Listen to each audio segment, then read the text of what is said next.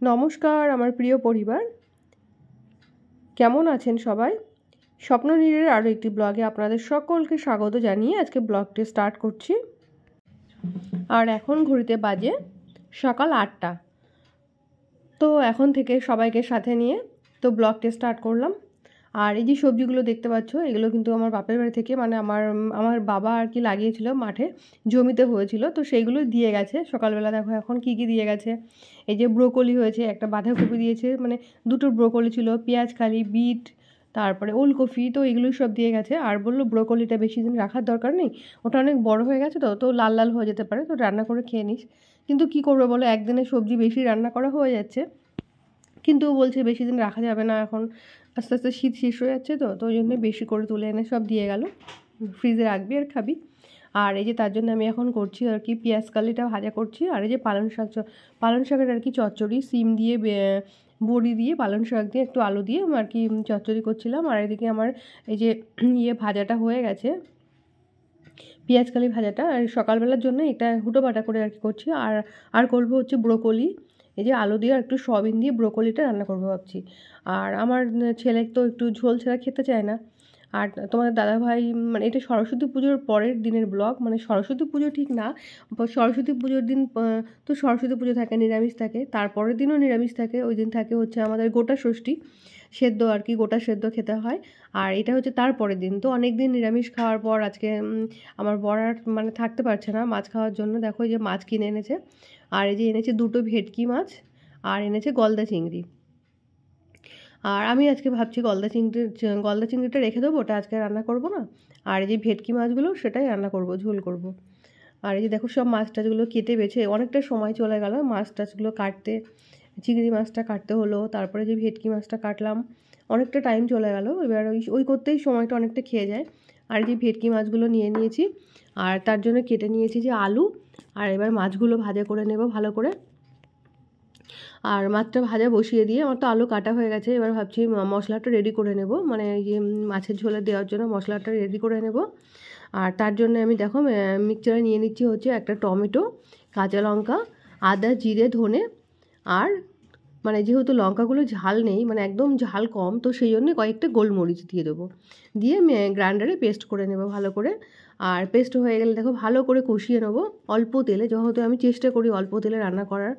আর এই যে অল্প, মানে আলুটাও কম দিই, কম করে খাওয়ার চেষ্টা করছি আলু, মানে আগেও খেতাম, এখনও বেশি খাই না। তো এই যে রান্না করে নিচ্ছি, মানে অল্প, বললাম যে অল্প তেলে। আর যে জলটা, ঝোলটা ফুটে গেছে, তো মাছগুলো দিয়ে দিলাম।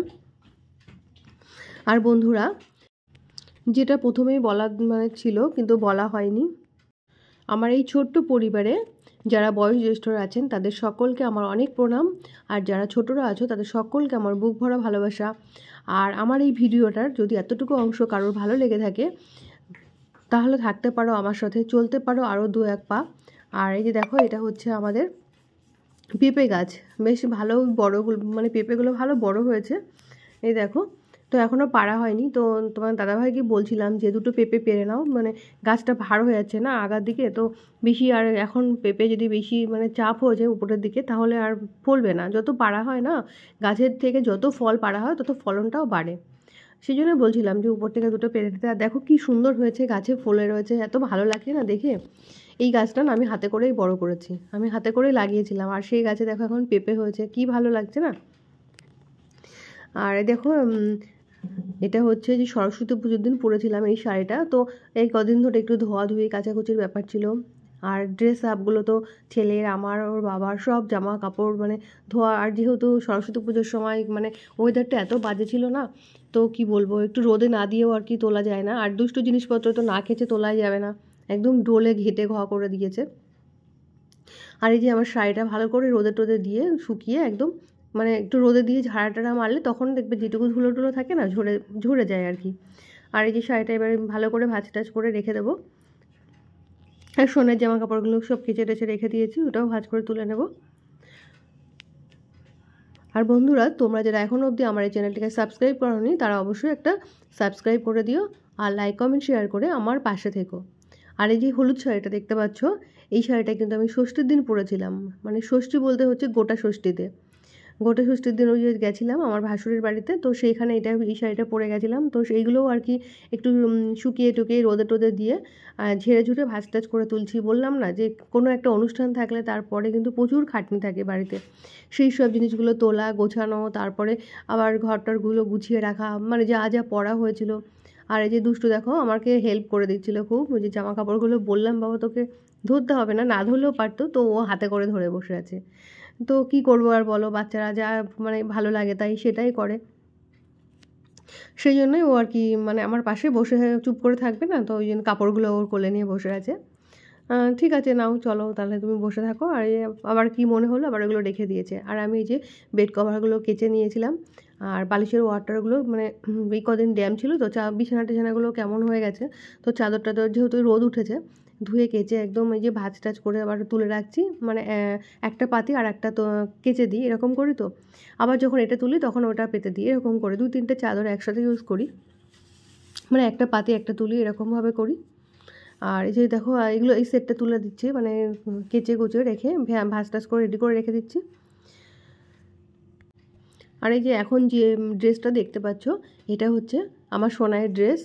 আর এই ড্রেসটা কিন্তু আর কি ওর দাদু ওকে কিনে দিয়েছিল ওর হচ্ছে মাসির বিয়ের সময়, মানে আমার বোনের বিয়ে হয়েছিল গত বছর জানুয়ারি মাসে। তো তখন আর কি আমার বাবা ওকে এই শেরওয়ানিটা কিনে দিয়েছিল, মানে বিয়েতে পরার উপলক্ষে, বিয়েতে পরার জন্য। আর সেই ড্রেসটাই কিন্তু এই যে সরস্বতী পুজোর উপলক্ষে আমার সোনাই পরেছে। মানে ও ঠিক পরতে চাইছিল না, তো ওর বাবা বললো এগুলো আর ছোট হয়ে যাবে, কোথায় আর পরে যাবি, তো এই সরস্বতী পুজোয় যেহেতু পাঞ্জাবি পরতে হয় তো একদম পরতে চায় না পাঞ্জাবি। আর যেহেতু পাঞ্জাবি ওর আছে তো ওই কালারটা ওর একদম পছন্দ নয়। আর হলুদ এটা যেহেতু ইয়েলো কালার, তো ওর বাবা বললো ঠিক আছে তাহলে এটাই পরে নাও, কিন্তু ও কিন্তু পরতে চাইছিল না, তবু ওকে জোর করেই ওর পরতে বলেছে আর কি, পরিয়েছি। যেহেতু সে পরতে চায় না, ও শুধু পছন্দ করে গেঞ্জি। আর যে দেখো সমস্ত এই ড্রেসটা এই যে মানে চুড়িদার পিসটা আমি কিন্তু রাত্রেবেলা পরেছিলাম, মানে যে ঘুরে টুরে আসার পরে আবার বলছিলাম না একটু বেরিয়েছিলাম, দেখলাম ঠাকুর নিয়ে যাচ্ছিলো, তো তখন ওই ড্রেসটা পরেছিলাম, ওটাও নতুন একদম সবে মাত্র সেদিনকেই ভাঙা হয়েছে। আর এই যে আসার সময় না ওদের বাড়ি থেকে এই ফুলগুলো তুলে এনেছিলাম, দেখো কি সুন্দর লাগছে ফুলগুলো, তো এনেছিলাম, তা ভাবছি তোমাদেরকে একটু দেখাই শেয়ার করি। খুব ভালো লাগছিলো ফুলগুলো, বাড়িতে হয়েছিল ওদের। এটা হচ্ছে দেখেছো কী সুন্দর সূর্যমুখীর মতন দেখতে একদম। এগুলো কী বলতো মেনলি গাড়ি টাড়ি সাজানোর জন্য, এগুলো তার পুজো হয় না, এই ফুলগুলো পুজোয় দেয় না, ওই শখ হলো তো নিয়ে আসলাম বাড়িতে। আর বন্ধুরা মানে অতিরিক্ত ব্যস্ততার কারণেও এখন রোজ ভিডিও দিতে মানে দেওয়া সম্ভব হয় না। আর রোজ বলতে আমি তো রোজ ছাড়ি না, একদিন বাদে একদিন আগেই ছাড়তাম।